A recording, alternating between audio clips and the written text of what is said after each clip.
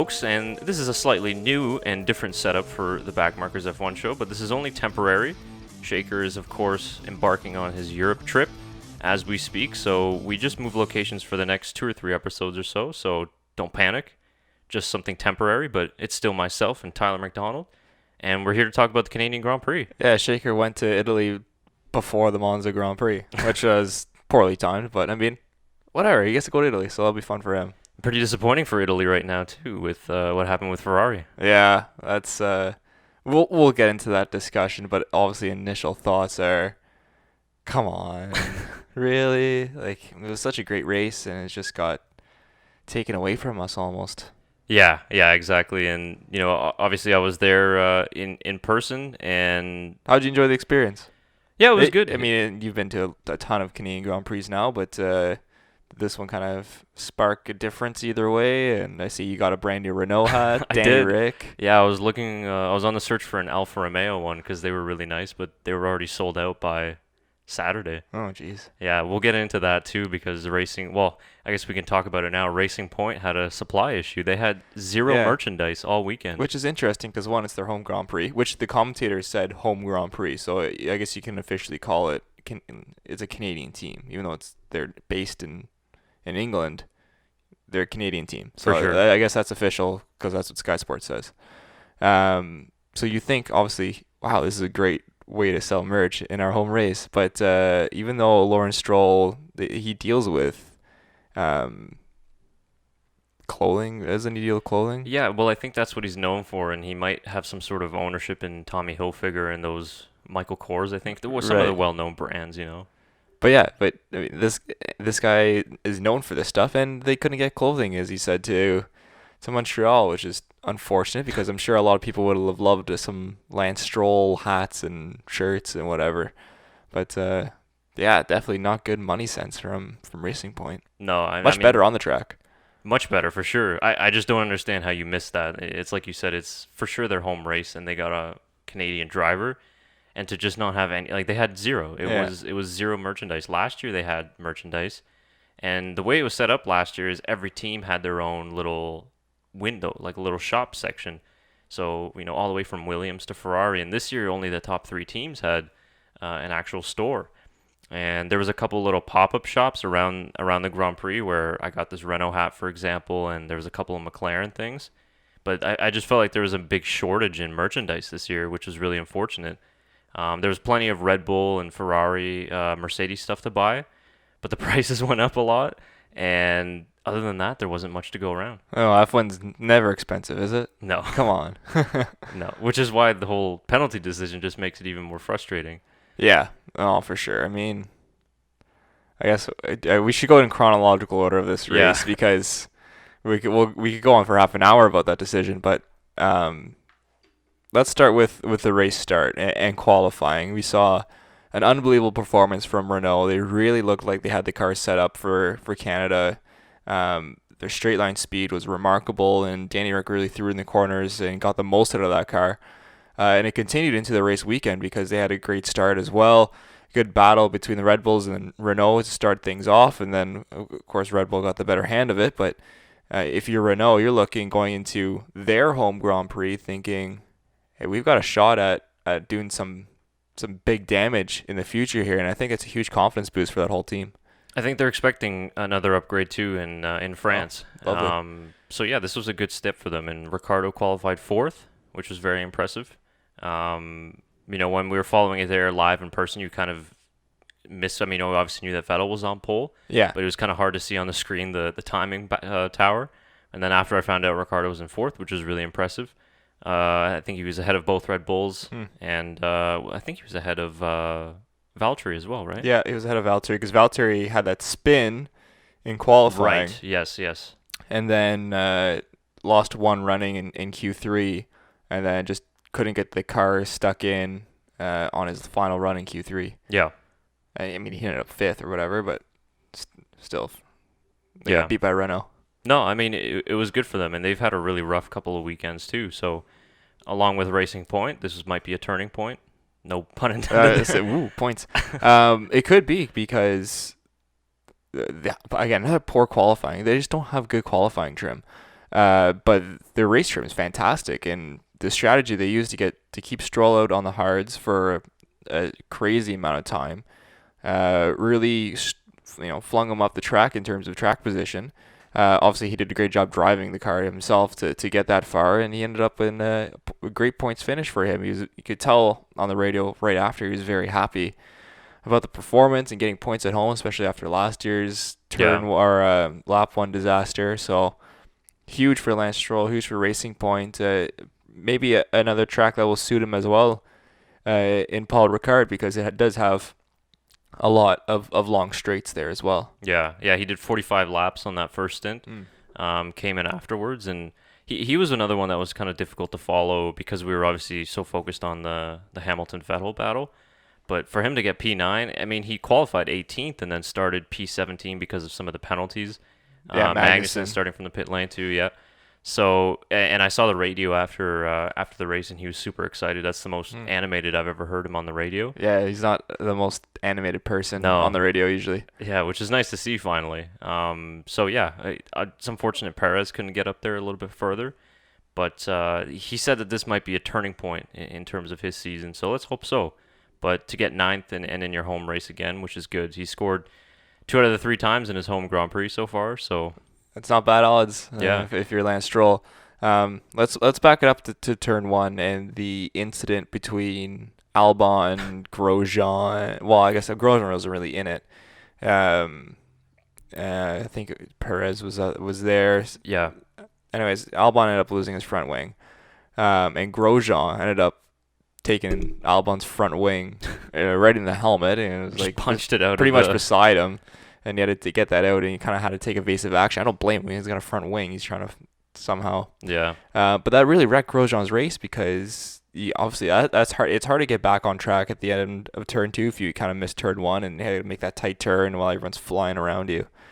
And he couldn't really recover from there, I found. And that's disappointing for Grosjean Haas, because, I mean, kudos to Haas for getting Magnussen's car back up and running for the race.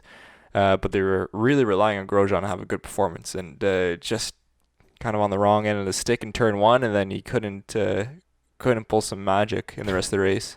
Yeah, and I mean, I don't know what you think, but I think Grosjean is one of the most annoying drivers on team radio. Yeah, he complains about everything. Like when Perez overtook him, I mean, Grosjean should work for the race stewards. I think he'd be perfect with the way they decide things, because if he wants the stewards to look at that overtake, I mean, there's nothing wrong with that overtake. It was clean. Yeah, it was a great overtake. Yeah, so he complains way too much on the radio. It's just ridiculous. But I mean, with Magnussen, obviously they went the wrong way with the setup, but there wasn't much that they could do after that crash. I think anything was a setup at that point. It's just putting the car together. Yeah, and I love what Gunther Steiner said to him on the radio, because Magnussen was complaining. Yeah. It was the worst experience I've ever had. But Magnussen after the race did say, to the team, apologies for what I said earlier. You guys did fantastic. Yeah. Thank you very much. So it was very unlike Kevin Magnussen to say that about his team, because he's very much a team guy. But you could tell after the race, once the emotions calmed down, that, I mean, this was on the in lap, so it wasn't even we don't have no idea what he said to his actual team afterwards. Yeah. But you could tell that, he felt bad about the comments he made. Heat of the moment. Everyone gets adrenaline at the heat of the moment, and he's driving 200 miles an hour around a racetrack. I don't blame him for having crazy amounts of adrenaline and being frustrated. But it was nice to see him, apologize afterwards, and you can tell he didn't mean it. So good for K-Mag, and hopefully he can rebound in France. Yeah, I just like from the perspective of Gunther Steiner as the team boss to kind of just step in and say, hey, we worked really hard to try and get this car back together in a short amount of time, so stop complaining. It's hard for everybody. Yeah, no, exactly. That's what he had to do, and it'll be interesting to see when, not Road to Glory, but Drive to Survive. Road to Glory is the F1 game. But it'll be interesting to see when Drive to Survive comes out next season, because you would think they would have that moment, maybe for Haas. Yeah, for sure.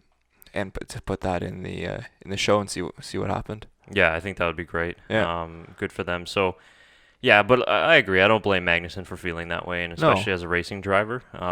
That's a difficult situation. But I think that really messed up the whole weekend, and he was pushing in Q2. And I was telling Shaker when he was there at the track on Sunday, I was like, remember when Tyler said that somebody was going to get in the Wall of Champions? Look, a few people did. Yeah, so future champion Max Verstappen. He bumped it. Yeah, he bumped it. It kind of ruined a little bit of his practice. Yeah. Obviously Magnussen was the big one, and I feel like someone else also hit the Wall of Champions as well. I just can't think of who it was. I think Giovinazzi got really close. Yeah. Someone had a lot of paint and concrete in their tires, I remember. I just can't remember who it was. But anyways, it wasn't a champion. Mm-hmm. There's only 2 champions on the grid. So it wasn't one of them. Although Hamilton did crash, which was rare to see him do that. Right at our grandstand that we were sitting in. Yeah, so we got to see a good view of that. Yeah, I heard the bump after he hit it, and it was difficult to see because it was right on the edge where you exit at a turn 9, but I knew right away because you could hear it. Yeah. And then I saw it on the screen, but I thought it was going to be more damage, but yeah, he ended up Well, I being think there all was right. more than we thought because they had to take the whole rear end out.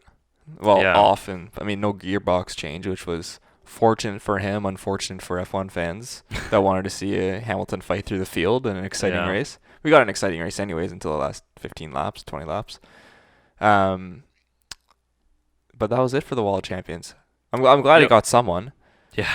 Well, it was just weird the way he spun afterwards. I haven't ever seen that before, I think. Yeah, you got a puncture right away, and then he tried to catch it, and then it just ended up going on him. So yeah. How impressed were you with McLaren?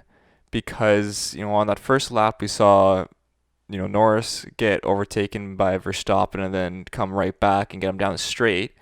And he seemed to be doing very well throughout the race. Sainz, on the other hand, wasn't that great. But then, of course, Norris had, overheated brakes that ended up melting his suspension. Yeah, crazy. Which was wild. And he ended up retiring, and they just...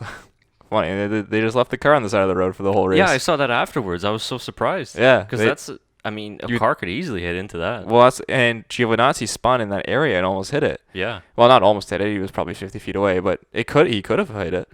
So it was surprising that they didn't remove it. I guess they felt it was far enough away, but I don't know. I still think you got to remove in that scenario. And I was kind of hoping for a safety car at that point because it would have changed up the strategies a lot, because I think a couple of runners just pitted, and we would have had a very interesting strategy on our hands. Yeah, but, for sure. They ended up just leaving Norris's car sitting there for the whole race. Yeah, I don't know what the decision was. I guess that runoff area is large enough, but that's always dangerous. There's a tractor right there. Right next to the pit lane. I feel like they could have wheeled that out of the way fairly quickly. They just wanted a boring race. Yeah, clearly. No safety car. Yeah. That's usually there's a safety car every year in Canada. Yeah. Especially on lap 1 or whatever, but everyone was somewhat well behaved. Yep. Moving on to Red Bull, an okay performance by them. It looked like Gasly was trying to find, actually could find some pace. Verstappen had a bad qualifying, got kind of screwed because of the whole Kevin Magnussen crash. Yeah. But ended up being on a good strategy in the end and running pretty far on those hard tires. You got the choice of tire, and with penalties, I think he started 9th. So it wasn't that big of a deal. Still ended up finishing 5th place. It was the last car on the lead lap, yeah, which is surprising. Like every car but the top 5 got lapped, which was not usually what you want to see. But they had an okay weekend, I thought. Obviously not exactly where they wanted to be, but they showed some good pace throughout the weekend, and you thought they'd be a little closer than what they were, just through qualifying and how close they were to the Mercedes and everything.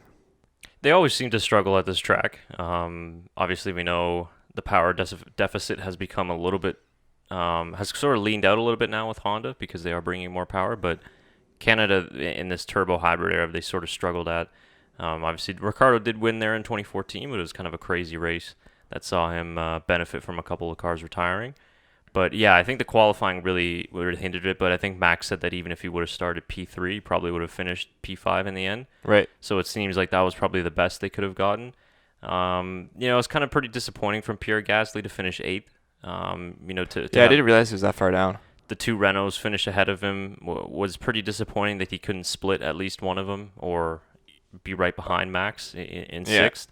So good for Renault, but I think disappointing for Gasly, who had kind of a more positive couple of weekends heading into this race. They score equal amount of constructors points there too, 14 apiece. Yeah.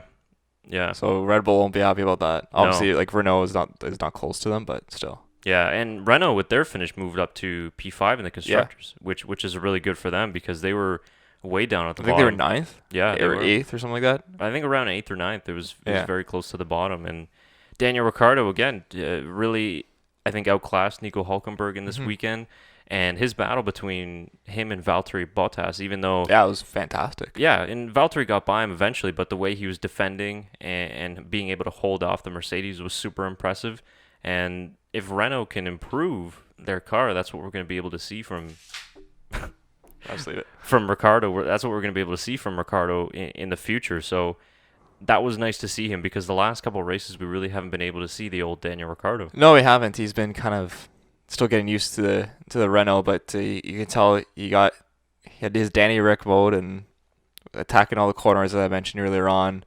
Seemed really confident throughout the race, and I think he just likes Canada as well. It kind of suits him. He can brake late and turn in hard, and that's kind of the Danny Rick style with those late braking corners. So perfect scenario for him, and we'll see how they improve in their home Grand Prix in France in 2 weeks. Yeah, that will be a big weekend for them for sure because home race, obviously all the eyes will be on Renault, the customer side of it as well. So they're hoping for some positives to come from that track as well. Also, Grosjean and Gasly's home race. Right.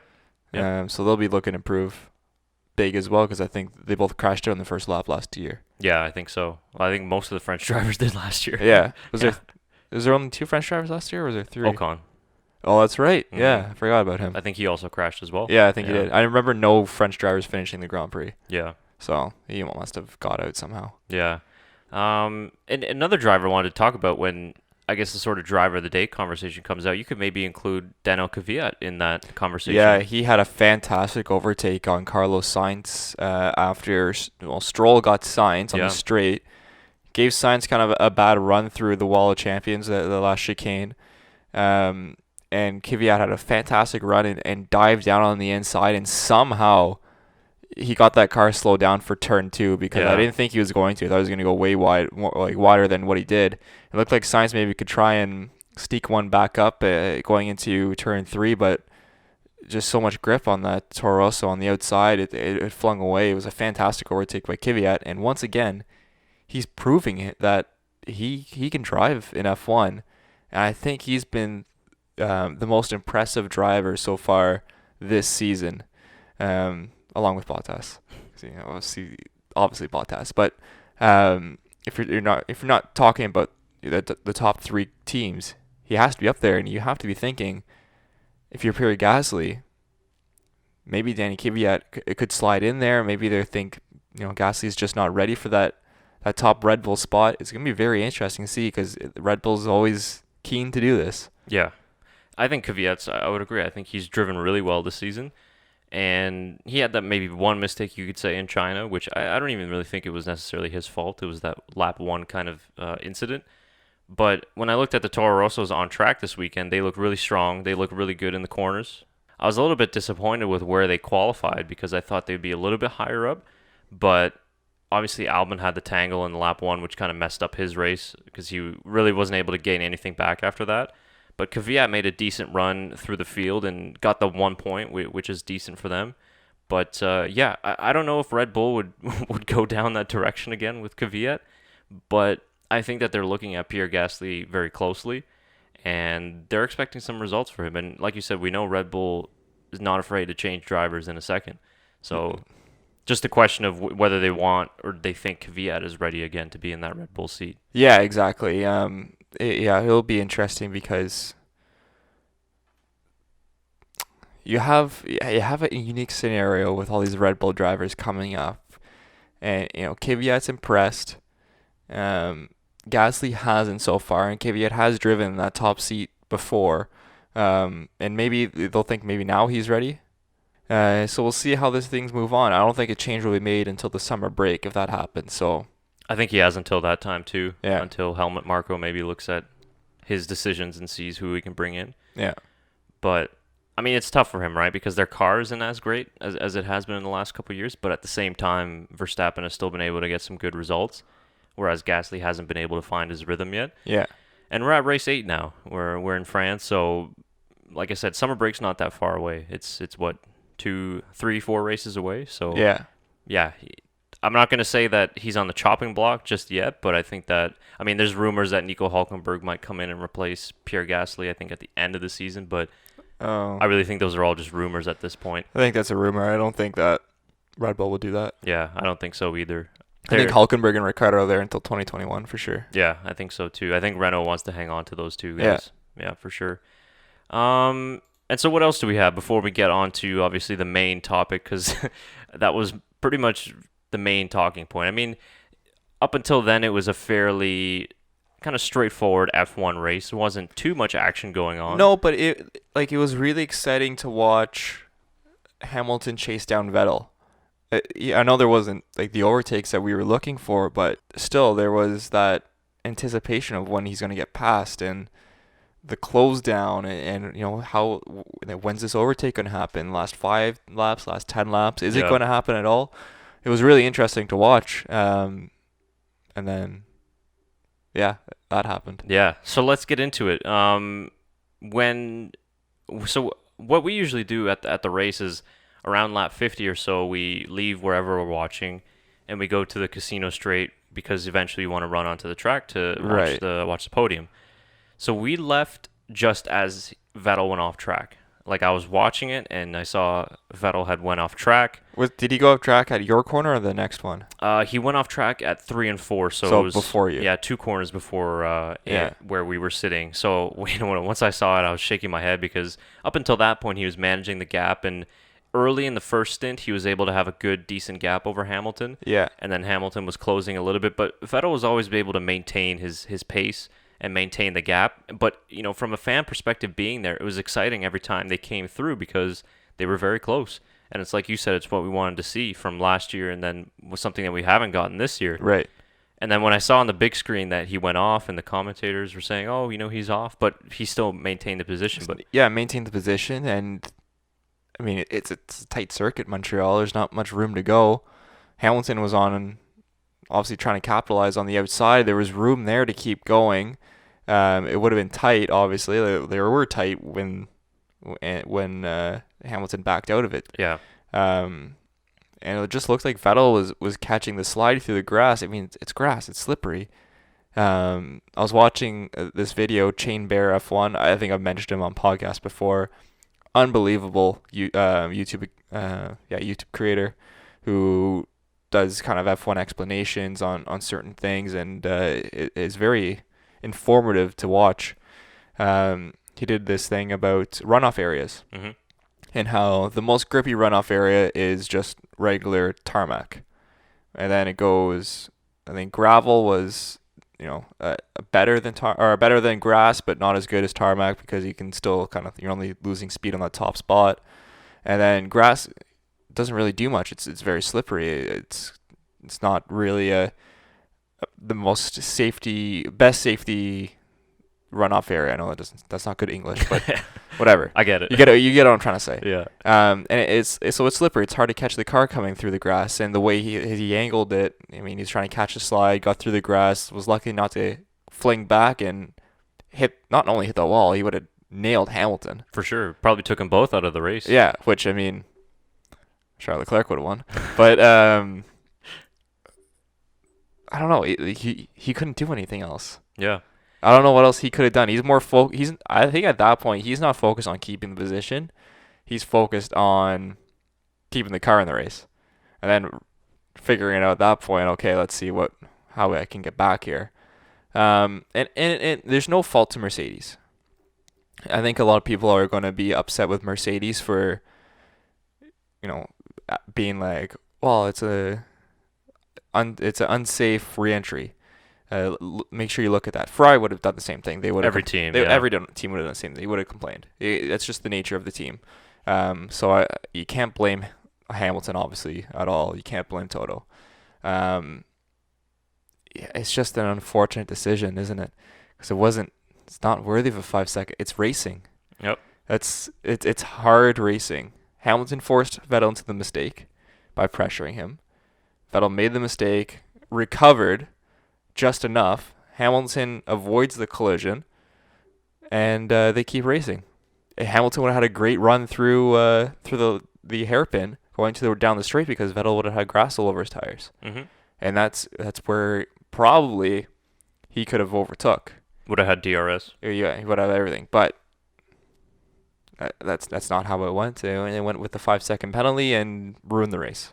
Yeah, and I just wanted to read, because this came out, that one of the things, the steward's explanation, because they had some extra telemetry that they saw, it was a second steering input from Vettel after he re-entered the track, and I'll just read this part. It says, the footage clearly captures Vettel correcting an oversteer, which you just talked about. Yeah.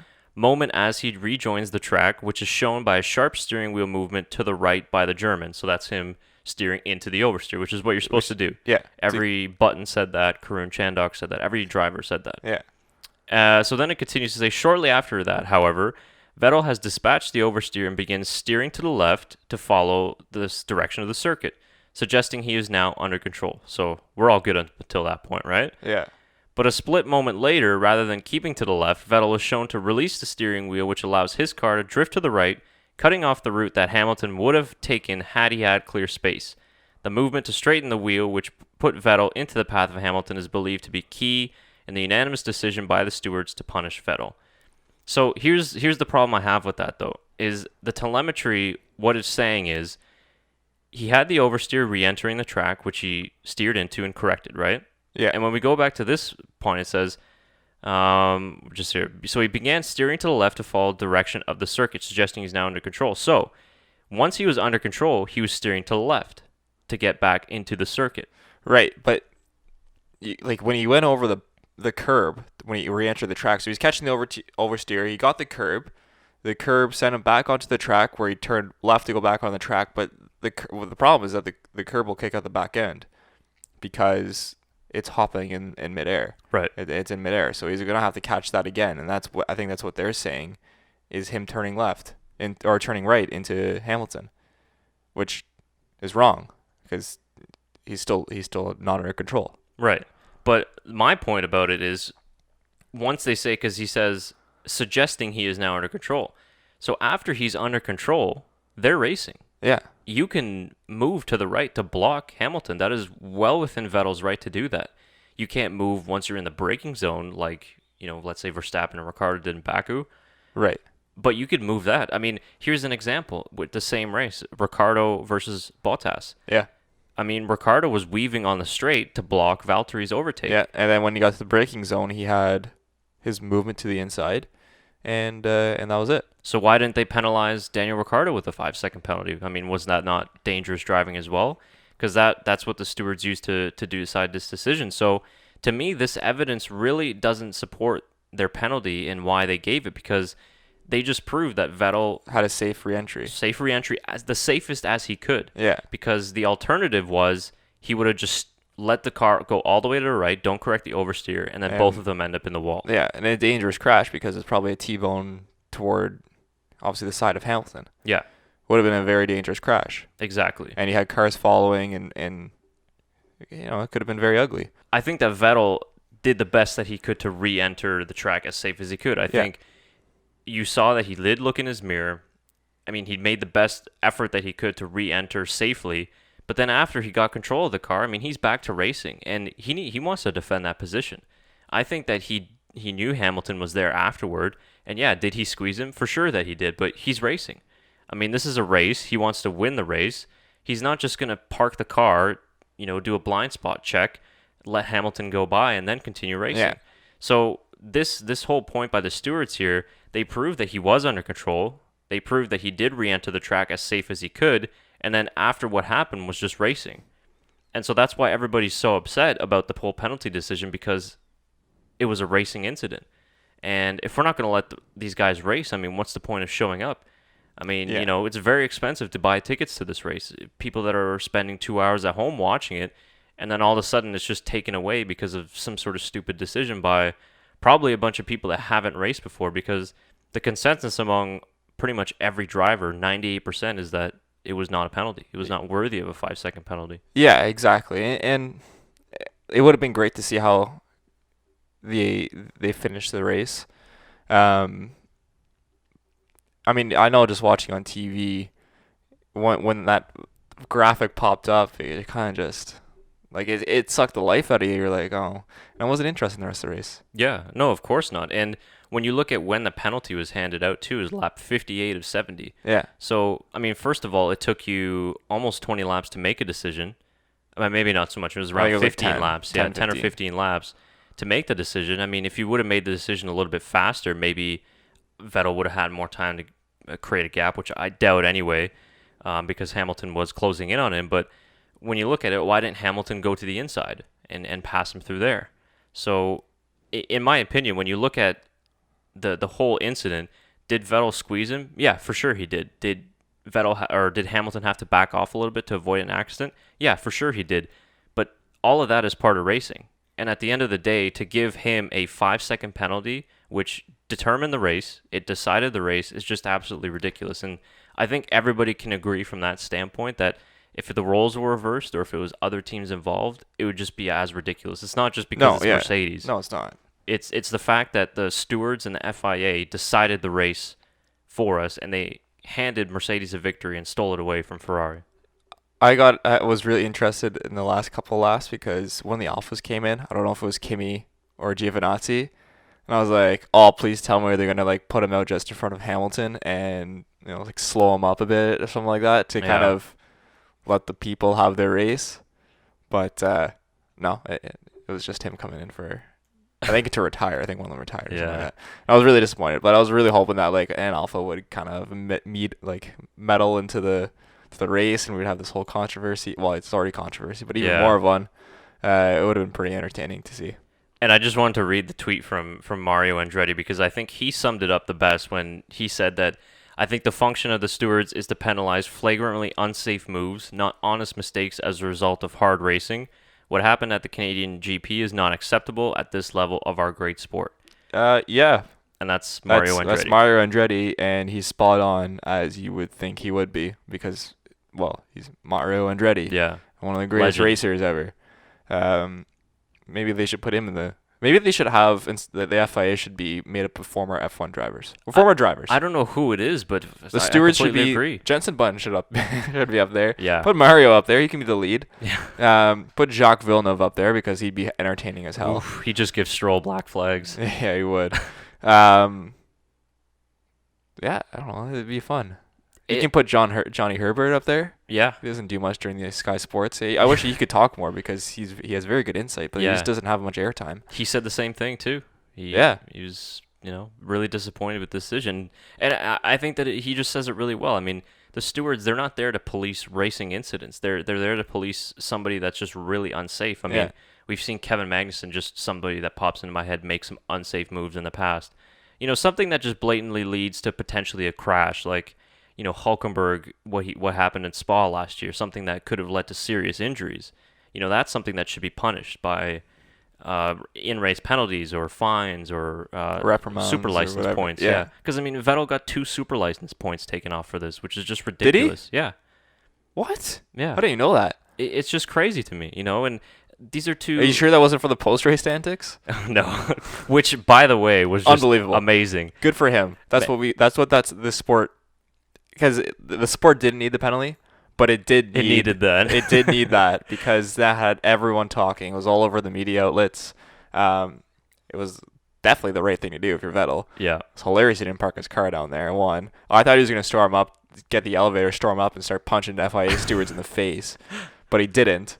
He just went to the Ferrari garage, and then I guess Sky Sports was saying like one of the representatives was like running down to because he would have got further penalties if he didn't go to the podium. I think he would have been disqualified. Oh, is that what it was? I think so, yeah. So, obviously, Ferrari want the 18 constructors points. So hold on, Seb. We need 18 points. But what he did with the position markers in 1 and 2 was genius. Fantastic. Took every scenario, and he could hear the crowd just be, roaring. I'm sure I don't know if when you were were you on the track at that point, and did you see that happen from a fan's perspective? We were walking on the track at that point, so I didn't see that until after I left the track. Get onto the race. Did you hear a big roar and you're wondering what it was, or like No. obviously like if you're a fan if you're at the track, you had no idea this is going on. No, I wish I would have seen that. Yeah, Because it was hilarious. It was a whole episode of like a drama series in 10 minutes. I was watching perfect TV. Yeah, because last year when Ferrari won, we ran to the podium because to hear the Italian anthem with the German anthem was just something that I always wanted to experience in person, which was super cool.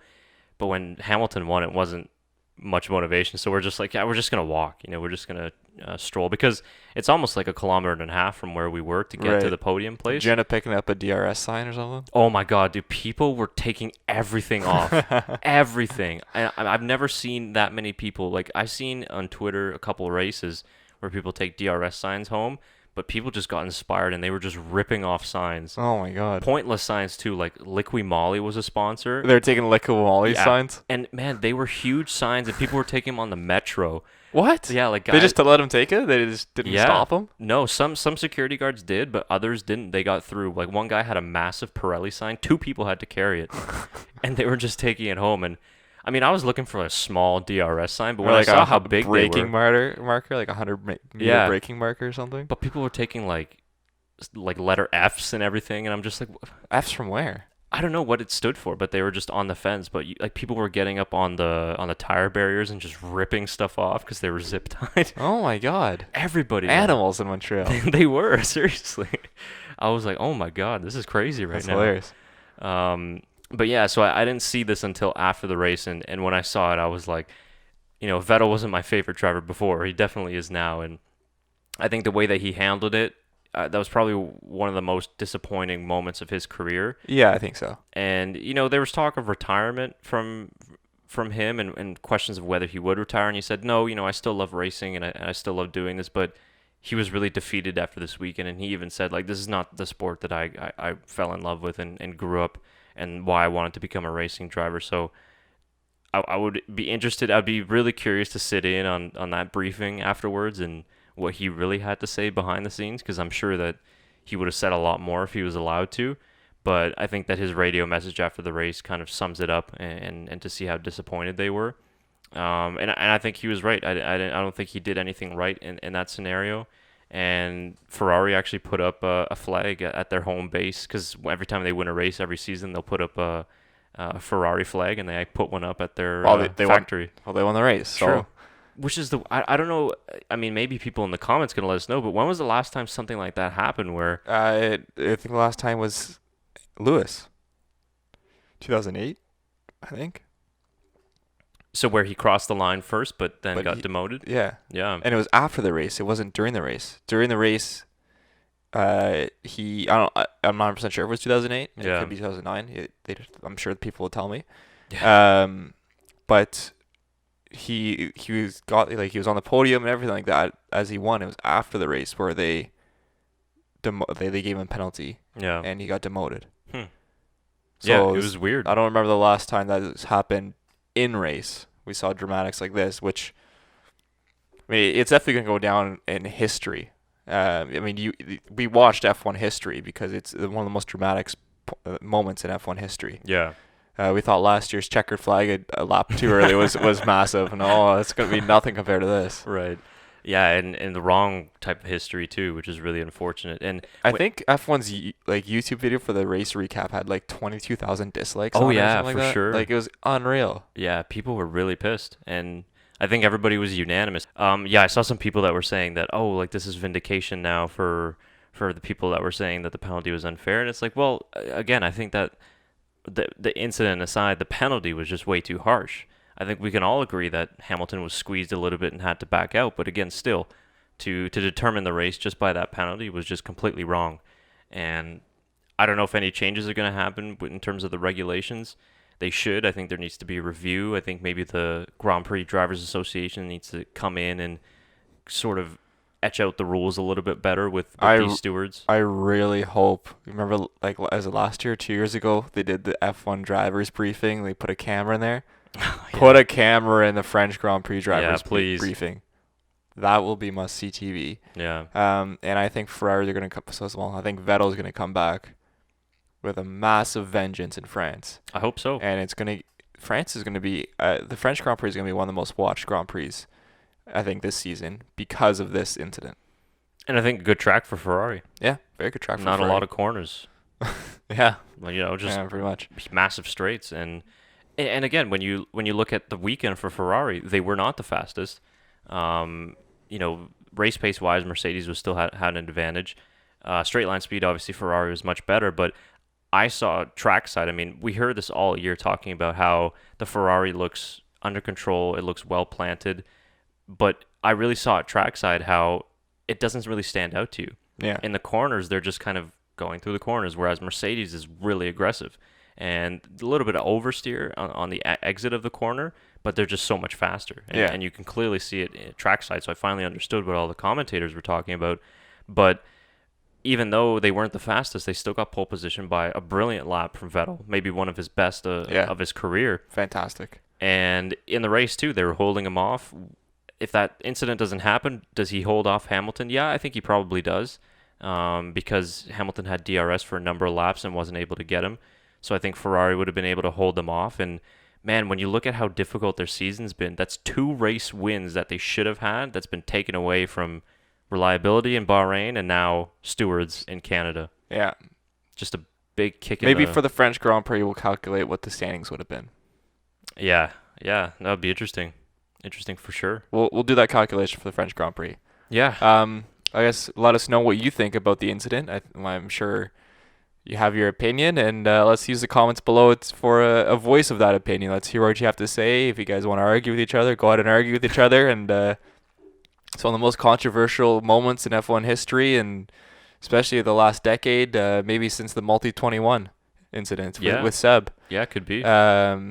He's on the forefront of this again, so maybe this time in his favor rather than... I mean, people are on his side rather than last time they were on Webber's side. Yeah.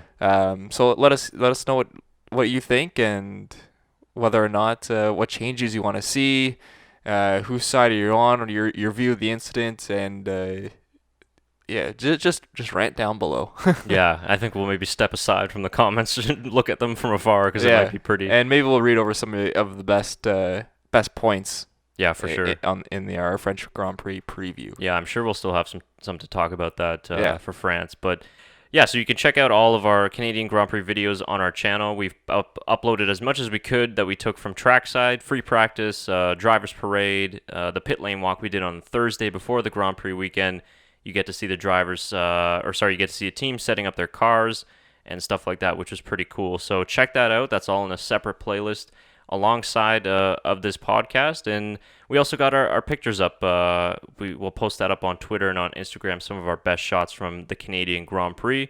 And yeah, it was a pretty good weekend. It was very, very hot, very unusual weather for Canada actually, and this time, because leading up to the Grand Prix, it was very cold.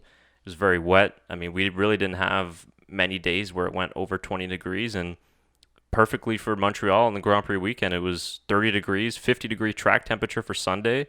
It was insanely hot, and when you really step on the track, especially on the start-finish line, I mean, you really feel the heat rising up from the track. So 51-degree track temperature, I think. Was it 51? Yeah. It was insane. So massive respect to the drivers to be able to do all that and all that long sleeve stuff, because we were in shorts and t-shirt and you're struggling. Yeah. But they're able to do it. So, but yeah, I think overall it was a good weekend, and Racing Point to me still, I still can't get over the merchandise thing. Maybe we'll have a team store up soon and we can get something from them. Hopefully. I think they're trying to do their online stuff, but yeah, I guess they're focused more on track activities. But Lawrence, you got to step up for that, man. You can't let that happen again, that's for sure. Anything else from your side? No, that's it. I'm excited for France. Yeah. Do you think Ferrari will be able to take this one? Will this be a turning point for them? I think it'll be a turning point in the sense of they'll just have so much motivation and focus now. We see this in sports all the time. It's kind of a negative reaction a negative action turns into a big positive reaction. And I think maybe we'll see the turning point of the season. This could completely send Ferrari into a dominant force. Yeah, I don't know if I'd go dominant. Dominant. Yeah, I mean, one could hope that they'll regain their form from last season, but again, a positive weekend, I think, for them in that sense, even though it was a track that suited them a little bit more. But France will be interesting for sure. Yeah. And I got some question marks over the new Mercedes power unit as well, because we saw them, we thought he wasn't even going to make the grid at first. Yeah. But, I mean, these guys are pretty lucky, I must say. But that's what happens in the sport. Luck. Yeah. You make your own luck too, right? That's true. That's what he does. All right. Well, if there's nothing else from you, Tyler. Nothing. All right. I'm just excited for France. I think we've covered everything. Let's hear what the people have to say. I'm excited to see what the people have to say too. Yeah. And drop all your thoughts in the comments below. And check out all of our content from the Canadian Grand Prix. We also got all of our stuff up on our Instagram. That's where you can replay the stories that we posted during the Grand Prix weekend. We saw Sebastian Vettel come in on his bicycle, which was really neat. We saw Kimi Räikkönen as well, and Giovinazzi coming into the track. So check that out. I was also able to get Giovinazzi spinning off an FP1. I got that on camera, so that's on our YouTube videos with our free practice highlights. And as the usual, subscribe down below. We're approaching 600 subscribers, so get on that immediately. Share with your friends and get us up to 600 at least before the French Grand Prix. And as usual, follow us up on our social media. And I think we'll do a fantasy update on Twitter in this week as well. I think we're like dead last in that, right? Yeah, we're not good. Yeah, that's not one of our strong suits of this podcast. But thanks for joining us again, guys, and we'll see you for the French Grand Prix preview. Until then, bye for now.